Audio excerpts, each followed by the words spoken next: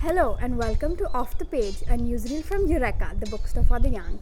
I'm Sahar, here to give you news about new books in each age category. आज की पहली किताब है प्रभात की पेड़ों की अम्मा, जिसके चित्र बनाए हैं भार्गव कुलकर्णी ने। ये एक कविताओं की कलेक्शन है जिसमें ज़्यादातर सारी कविताएं नेचर के बारे में हैं।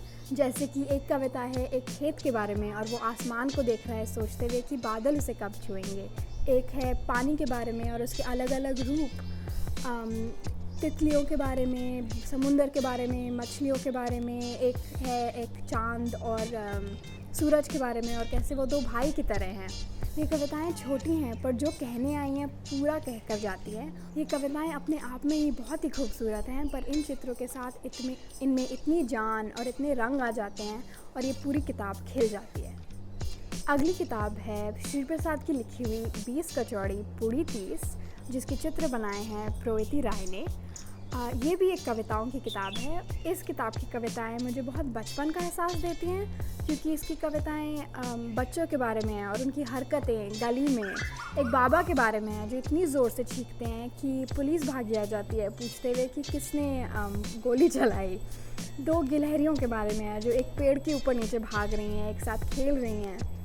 इस किताब के चित्र भी बहुत ही खूबसूरत और बहुत ही मज़े के हैं और पूरी किताब में बहुत रंग लाते हैं। Next we have The Boy Who Wrote a Constitution, a play for children on human rights by Rajesh Talwar, which is the story of Dr. BR Ambedkar and his childhood. This book follows a group of school children who are deciding on what to write their next school play about, and they discover Dr. BR Ambedkar in their school library and decide to write their next play about him. The play follows these children as they discover more about Dr. Ambedkar's life and his childhood and the kind of discrimination and hardships that he faced and how that's still really relevant to today. And then it switches into Dr. Ambedkar's life. And I feel like this is a really incredible way to discover a really important piece of India's history. Especially in this format, because I personally haven't seen a lot of plays published like this, especially aimed at children.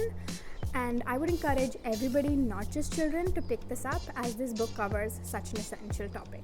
For our middle grade readers, we have Julia and the Shark by Kiran Millwood Hargrave with Tom DeFreston, which is the story of Julia and her family and the one summer that they move into a lighthouse on a small island for her father's work. Julia loves words and everything that they can mean, and this book is written in first person and starts off as a way for Julia to reach out to her mom, who she feels like she's losing, and as a way for her to process her feelings about everything that's changing around her. This book is also filled with incredibly beautiful illustrations that have been fully integrated into the text and the layout, making this an incredibly visual experience. Also, there are parts of this book that read completely like poetry, adding to the incredibly gentle and atmospheric nature of the book. This is a wonderful story about a young girl trying to find herself and her mother. I absolutely loved this book and highly encourage everyone to pick it up. To end with, we have an incredibly thick book for all our history enthusiasts, which is Making History, The Storytellers Who Shaped the Past by Richard Cohen. This book is an incredibly detailed exploration of who writes the past. It goes into the life of professional historians and journalists and dramatists and great novelists, and how what they wrote has become what we accept as records of what happened. It details the circumstances of their life and the biases that created and how that influenced how they saw the world, therefore influencing how they wrote what was happening. It talks about visual history and oral history and how that changes over generations before it ever gets written down. This book shows that the deeper you research, the more you realize that there can be no objective history. This is an incredible addition to any history buff's bookshelf. Liked what you saw and heard? Want to buy any of these? Log on to www.eurekabookstore.com and place your order now. Also, follow us on Instagram for a daily feed of books.